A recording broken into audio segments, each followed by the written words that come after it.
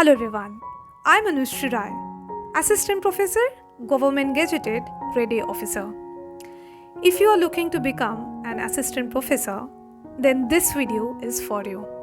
In this video, I will be discussing the 7 key points that you have to keep in mind for becoming an Assistant Professor, and I feel that this will immensely help you. So, welcome back to my channel.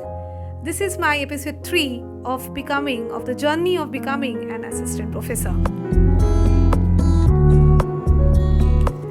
Number 1, you have to pass your masters. So now in my case, I have passed my masters MCom. So if you are doing your masters in English, then you have to pass masters in English.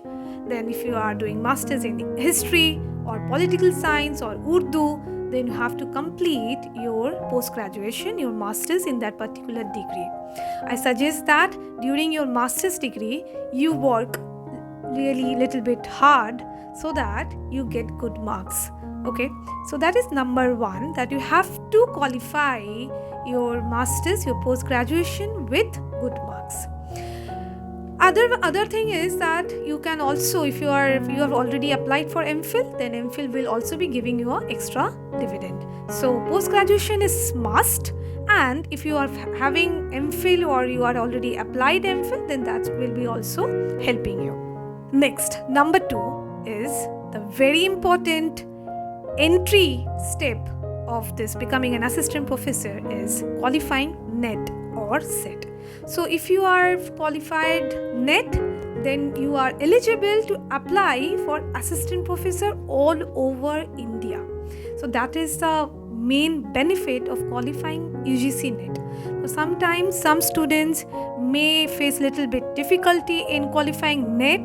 Then in that case, there is another alternative that you can go for your specific state related exam, that is your SET exam. Then if you are from your particular state, you are from Andhra Pradesh, then you will be applying for that particular state SET exam. So that exam will help you to apply for any university's institution in that particular state.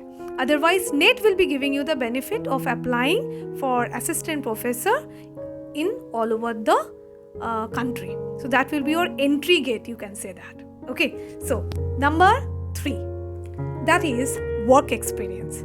Now regarding work experience, I will say that if you are having a work experience in some other field other than teaching, then that will give you a benefit, but not as much as compared to if you are having a work experience in any kind of teaching, a formal teaching experience. So if you are 2 candidates who are having same degree so far, having same, like you are having your graduation, and then after that you are having a post-graduation, and if you are having a work experience, then the candidate who is not having a work experience and the candidate who is having work experience will be giving a little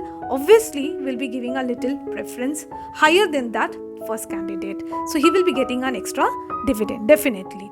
So if you are not having work experience, if you are totally beginner, that is also okay, because everybody will be a beginner some or the other time. So everybody is beginner. So if you are not having work experience, that is all right. Then you will be having to mention that in your interview. So that is okay. For those candidates, obviously the remaining points will be definitely working for you people along with the other candidates. Okay. Number 4 is demonstration. Very, very important. So you must be doing that when you are applying for a teaching job. The main aspect that they see is that a demo. They will be asking to give you a teaching demo. So you have to give a demonstration. Then either they can give you on the spot a topic that you have to speak on that topic. Otherwise, even if you are being called shortlisted already, then in the mail only they will be mentioning you. So that is another important key point. Number 5, that is communication skill. Now, communication skill, you will obviously understand that in teaching, the most aspect important aspect that is seen in the classroom is your communication ability, how well you are able to communicate your lectures and how well it is coming across to the students who are sitting in the class. So communication skill is extremely vital point. Okay, so next we move to the next point, that is fluency. Now fluency in English, of course English and Hindi. And finally the last point, number 7, is confidence. Every aspect so far that I have talked right now, everything is just incomplete without the 7th point, that is your confidence. Everything you are doing good, you are good in your marks, you are good in your work experience you are having, everything you are having, but you lack confidence, that will not actually work in the favor. So you have to build that confidence, and obviously that confidence building is not coming in a day. You have to work on that. So for that, if you want a separate video, then you can definitely give me in the comments that what kind of other videos you want and confidence building related. If you want anything, you can definitely tell me. So yes, number 7 point, all the 6 points is incomplete without that 7th point, that is confidence in your total presentation. So that is it. If you have any queries, if you have anything to ask, then definitely you write in the comment so that I can reply you.